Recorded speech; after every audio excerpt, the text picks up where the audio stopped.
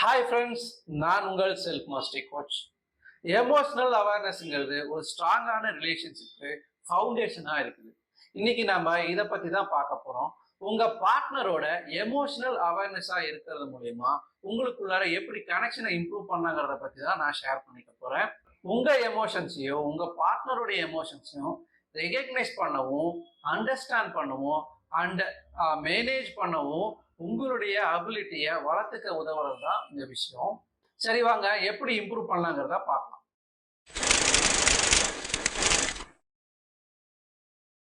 5 விஷயத்தை பத்தி பார்க்க போறோம். Acknowledge, accept, adjust, adapt and affirm. ஒவ்வொன்றா பார்க்கலாம். ஃபர்ஸ்ட் என்னன்னு கேட்டீங்கன்னா அக்னாலேஜ். உங்களுடைய ஓன் எமோஷன்ஸை ஐடென்டிஃபை பண்ணுங்க. ரெண்டாவது என்னன்னு கேட்டீங்கன்னா அக்செப்ட். உங்களுக்குள்ளார என்ன எமோஷன்ஸ் இருக்கோ அதை கம்ப்ளீட்டா ஜட்ஜ்மெண்ட் இல்லாம அக்செப்ட் பண்ணிக்கோங்க. அடுத்ததா என்னன்னு கேட்டீங்கன்னா அட்ஜஸ்ட். அதாவது உங்களுடைய எமோஷன்ஸ் என்ன அப்படிங்கிறத உங்க பார்ட்னர் கிட்ட எஃபெக்டிவான முறையில கம்யூனிகேட் பண்ணுங்க. அடுத்ததா என்னன்னு கேட்டீங்கன்னா அடாப்ட். உங்க பார்ட்னருடைய நீடுக்கு தகுந்த மாதிரி உங்களை நீங்க பிளெக்சிபிளா வச்சுக்கோங்க. அஞ்சாவதா என்னன்னு கேட்டீங்கன்னா அஃபர்ம். என்னால எப்பயுமே 2 பேருடைய ஃபீலிங்ஸையும் வேலிடேட் பண்ண முடியுதுன்னு சொல்லி உங்களுக்கு நீங்களே அஃபர்மேஷனா சொல்லிக்கோங்க. எக்ஸாம்பிளா நீங்களும் உங்க பார்ட்னரும் அவுட்டிங் போறதா இருந்து ஒர்க் விஷயம் காரணமா அது கேன்சல் ஆயிடுச்சுன்னு வச்சுக்கலாம். உங்க பார்ட்னர் உங்களை வெளியில கூட்டிட்டு போகாதனால உங்களுக்குள்ளார என்ன எமோஷன்ஸ் கிரியேட் ஆயிருக்கு அப்படின்னு கவனிச்சு பாருங்க. அது ஆங்கர், ஃப்ரஸ்ட்ரேஷன், இல்லைன்னா டிசப்பாயின்மெண்ட், இப்படி எது வேணா இருக்கலாம். உங்களுக்குள்ள இருக்கிற எமோஷன்ஸை ஐடென்டிஃபை பண்ணி அக்னாலேஜ் பண்ணி அதை கம்ப்ளீட்டா அக்செப்ட் பண்ணிக்கிங்க.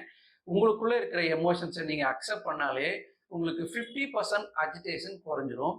அதுக்கு அடுத்ததா உங்களுக்குள்ள இருக்கிற எதிர்பார்ப்பு என்ன, உங்களுடைய எமோஷன்ஸ் என்ன அப்படின்னு உங்களுடைய பார்ட்னர் கிட்ட ஷேர் பண்ணுங்க.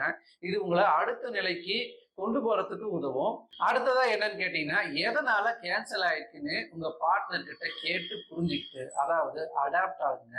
இதுக்கப்புறம் நடக்கிறது தான் மேஜிக். உங்க பார்ட்னர் மேபி டைம் இருந்தா அதுக்கான பிளான் அன்னைக்கே போடுவாரு, இல்ல அப்படின்னா உங்களுக்கு நெக்ஸ்ட் கமிட்மெண்ட் கொடுப்பாங்க. இதெல்லாம் நடக்கிறதுக்கு காரணமா இருந்தது இந்த பிராக்டிஸ் தான். இந்த பிராக்டிஸ் மூலமா என்னால 2 பேருக்குள்ள இருக்கிற ஃபீலிங்ஸையும் பரஸ்பரமா புரிஞ்சுக்க முடியுதுன்னு சொல்லி அஃபர்மேஷனா சொல்லிக்கோங்க. இனி என்னங்க, உங்க பார்ட்னரோட நெக்ஸ்ட் கான்வர்சேஷன்ல இந்த 5A ஃப்ரேம் ஒர்க்கை ப்ராக்டிஸ் பண்ணுங்க.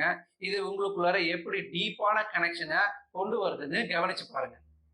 தேங்க்ஸ் ஃபார் வாட்சிங்.